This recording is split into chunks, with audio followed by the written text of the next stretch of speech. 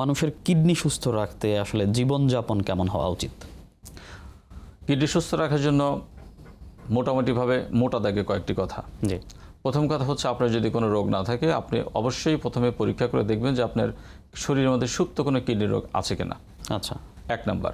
2 নম্বর, যদি কোনো ধরনের কোমরবিডিটি, ডায়াবেটিস, প্রেশার থাকে, তাহলে তো অবশ্যই আপনি নিয়মিতভাবে এটা চেক আপ করে দেখবেন, কারণ ইহা নিয়মিতভাবে আপনার কিডনির কোনো না কোনো কিছু না কিছু ক্ষতি করে থাকে। 3 নম্বর হচ্ছে, কিডনির জন্য ক্ষতিকারক যে খাবার দাবারগুলো আছে সেগুলো এড়িয়ে চলা উচিত। পর্যাপ্ত ঘুমের সুযোগ থাকা উচিত। পাশাপাশি হলো তার ফিজিক্যালি অ্যাক্টিভ থাকা উচিত। পর্যাপ্ত পানি পান করা উচিত। আচ্ছা, আমরা একদম যদি অনেকগুলোই প্রশ্ন থাকে কিংবা অনেকগুলো জনশ্রুতি থাকে, সেক্ষেত্রে বেশ একটি প্রচলিত আছে যে কিডনির ক্ষেত্রে বেশি করে তেঁতুল কিংবা লেবু খেলে কিডনির পাথর গলে যায়, এমন কোনো আংশিক সত্য। তেঁতুলের উপর কিডনি পাথরের কোনো ধরনের কোনো রোল নেই। আচ্ছা। লেবুর কিছুটা আছে, কারণ লেবু সাইট্রাস ফল। যে কোনো সাইট্রাস ফলই কিডনির পাথর ভাঙতে সক্ষম কিছু না কিছু পরিমাণ। লেবু আছে, কমলা আছে, এগুলো করে কি সাইট্রাস থাকে। সাইট্রাস ফলগুলোতে থেকে সাইট্রেট থাকে, তাহলে ক্যালসিয়াম অক্সালেজ ফসফেট যেগুলো থাকে এগুলোকে ভাঙতে পারে। যেগুলো পাথর মানে কি, calcium phosphate, calcium oxalate, calcium carbonate, এই জাতীয় মিশ্রণ।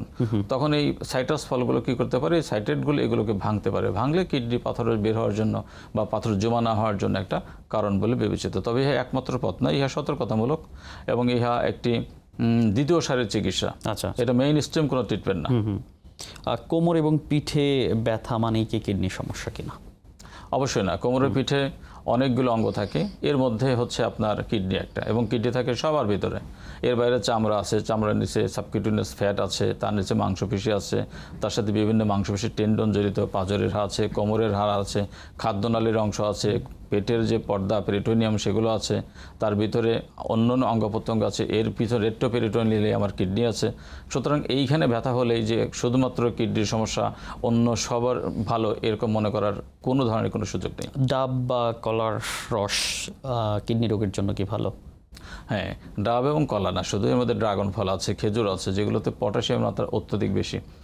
বিশেষ করে খেজুর তো ডায়াবেটিসও অনেক বেশি বাড়ায় দেয়। সেক্ষেত্রে যার ডায়াবেটিস আছে, কিডনির সমস্যা আছে, তাদের ক্ষেত্রে শুধু এইগুলো না, পটাশিয়াম সমৃদ্ধ যে ফলগুলো আছে সেগুলো অ্যাভয়েড করা উচিত, যদি তিনি কিডনি রোগের সিকিডি রোগে আক্রান্ত হয় এবং তার স্টেজ হয় 3B থেকে 5 পর্যন্ত।